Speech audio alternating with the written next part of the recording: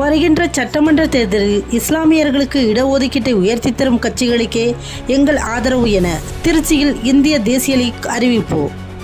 இந்திய தேசிய லீக் கட்சியின் 5 மாவட்ட நிர்வாகிகள் பதவி நியமன விழா மற்றும் 2026 சட்டமன்ற தேர்தலுக்கான மாவட்ட செயல் வீரர்கள் ஆலோசனை கூட்டம் இன்று திருச்சி சத்திரம் பேருந்து நிலையம் அருகிலுள்ள தனியார் விடுதியில் நடைபெற்றது. இக்கூட்டத்திற்கு அக்கட்சியின் தலைவர் பஷீர் அகமது தலைமை தாங்கினார். பின்னர் செய்தியாளர்களை சந்தித்து பேசிய பஷீர் அகமது, இந்திய தேசிய லீக் ஆலோசனை கூட்டம் நடைபெற்றது. இதில் அனைத்து மக்களும் தற்போது எதிர்கொண்டுள்ள SIR வாக்களிக்கக்கூடிய பதிவு மட்டுமல்ல, இது குடியுரிமையை பதிவு செய்து கொள்ளக்கூடிய வாக்குரிமை ஆகும். மக்கள் அஜாக்கிரதையாக இல்லாமல் அனைத்து சமுதாய மக்களையும் ஒருங்கிணைந்து தங்களுடைய குடியுரிமையை பதிவு செய்து கொள்வதற்கு கிடைத்திருக்கக்கூடிய வாய்ப்பை விட்டுவிடாமல் அசாமில் ஒரிசாவில் நடந்தது போல் நடந்துவிடாமல் பாதுகாக்க வேண்டும் என்று கூறினார். மேலும் கூறுகையில், ஊடகத்துறை அச்சுத்துறை நண்பர்களுக்கு எங்களுடைய அன்பின் சலாம். இந்திய தேசியில் கூடிய செயல் வீரர்கள் மற்றும் 5 மாவட்டங்களுக்கு பொறுப்பாளர்கள் வழங்கக்கூடிய நிகழ்ச்சி. அதைவிட இப்பொழுது முக்கியமான ஒன்று, அனைத்து மக்களும் எதிர்கொண்டிருக்கக்கூடிய SIR தங்களுடைய தேர்தல் வாக்களிக்க செய்வதற்கான பதிவு மட்டும் அல்ல, இது தன்னுடைய குடியுரிமையை பதிவு செய்து கொள்ளக்கூடிய வாக்குரிமை. உலக நாடுகளில் அமெரிக்காவில் அந்த நாட்டு சிட்டிசன் எப்படி இயங்குகிறதோ, அதை போன்று சிங்கப்பூரில் IC என்று சொல்லக்கூடிய கார்டு எப்படி வழங்கப்படுதோ, அதற்கான TN சேஷன் அவர்கள் கண்ட கனவின் அடிப்படையில் இப்பொழுது நடைபெற்று கொண்டிருக்கிறது. இதில் வழக்கம்போல் உள்ளது போல் மக்கள் அசால்ட்டாக பொறுப்பிழந்து இருந்து விடாமல் அனைத்து சமுதாய மக்களும், இஸ்லாமிய மக்கள் மட்டுமல்ல, அனைத்து சமூக மக்களும் ஒருங்கிணைந்து தங்களுடைய உரிமையை, குடியுரிமையை பதிவு செய்து கொள்வதற்கு கிடைத்திருக்கிற வாய்ப்பை விட்டுவிட்டால் ஒரிசாவில் அசாமில் நடந்ததை போன்று நடந்துவிடும் என்று நாங்கள் எல்லா மக்களுக்குமான கோரிக்கையாக வைக்கிறோம். SIR என்று சொல்லக்கூடிய இப்பொழுது நடந்து கொண்டிருக்கக்கூடிய இந்த ஒரு நிகழ்வு, மத்திய அரசு பல்வேறு வாக்குகளை இறந்தவர்களை நீக்குவது என்பது வேறு, புதியவர்களை சேர்ப்பது என்பது வேறு, இருப்பவர்களையே இனங்காண்டு நீக்குவது என்கிற மாதிரி ஒரு சூழ்நிலை உள்ளதை உணர்ந்து தமிழகத்தில் வாழக்கூடிய அனைத்து மக்களும் பழைய நிலையில் இல்லாமல் தங்களுடைய பதிவை, குடியுரிமையை பதிவு செய்து கொள்ள வேண்டும். இது CAA, NPR, NRCயை உள்ளடக்கியதை நடைமுறைப்படுத்தக்கூடிய ஒரு நிகழ்வு.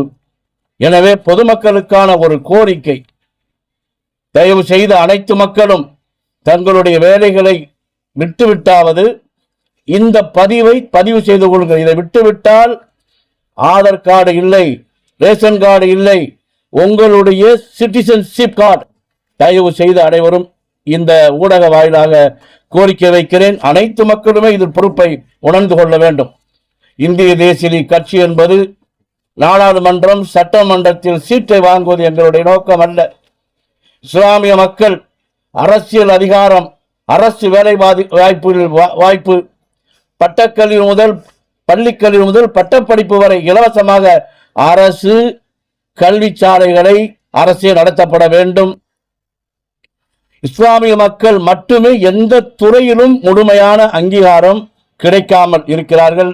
குறிப்பாக நீதித்துறையில், வருவாய்த்துறையில், மருத்துவத்துறையில், எந்த துறையாக இருந்தாலும் பின்தங்கி இருக்கக்கூடிய இந்த சமுதாயம் முறையான இடஒதுக்கீட்டை பெற வேண்டும்.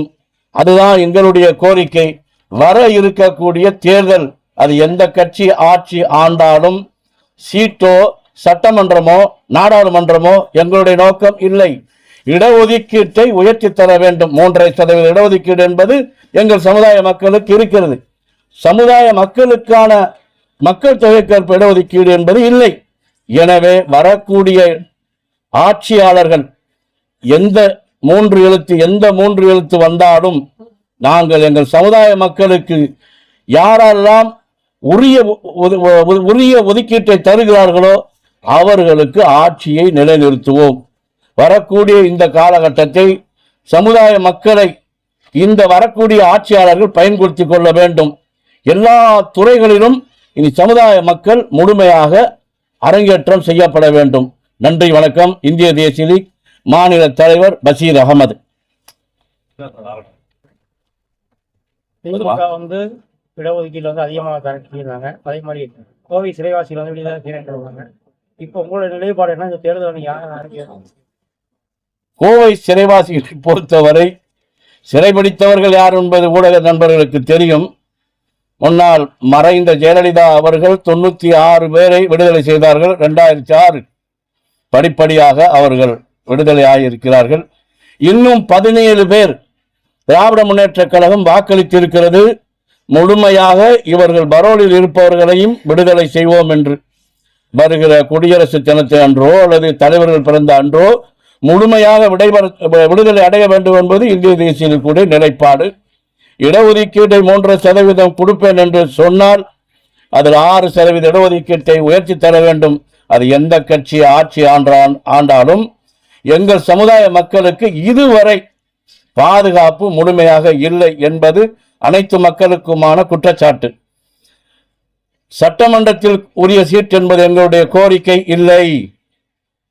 உரிய இடஒதுக்கீடு அரசியலில், அரசு அதிகாரத்தில், வேலை வாய்ப்புகளில்.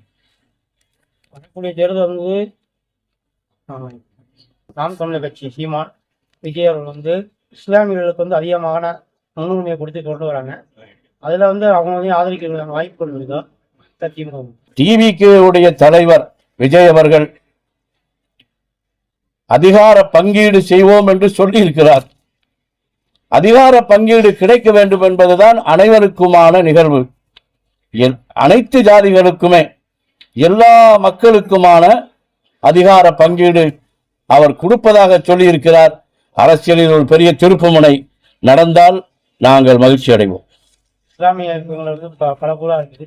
ஒரு சில அதிமுக திமுக எல்லாரும் ஓரணியில இணைக்கிறதுக்கான வாய்ப்புகள் இருக்குது. பாரதிய ஜனதா சங்க பரிவாரங்கள் RSS சிந்தனாவாதிகளோடு சமூக மக்கள் என்றுமே இணைந்து இருக்க மாட்டார்கள். எல்லோருக்கும் தெரிந்த விஷயம். நடந்து கொண்டிருக்கக்கூடிய SIR இது உணர்த்துகிறது. CNPR NRCயை உள்ளடக்கியதுதான் குடியுரிமை சட்டத்தை மக்களுக்கு எவ்வாறு கொடுக்க வேண்டும், புடுங்க வேண்டும் என்ற சூழ்நிலையை மத்திய அரசு கொண்டு வந்திருக்கிறது. ஊடகவியலாளருக்கு இது தெரியும். ஏதாவது போதுமானதா? நன்றி நன்றி நன்றி.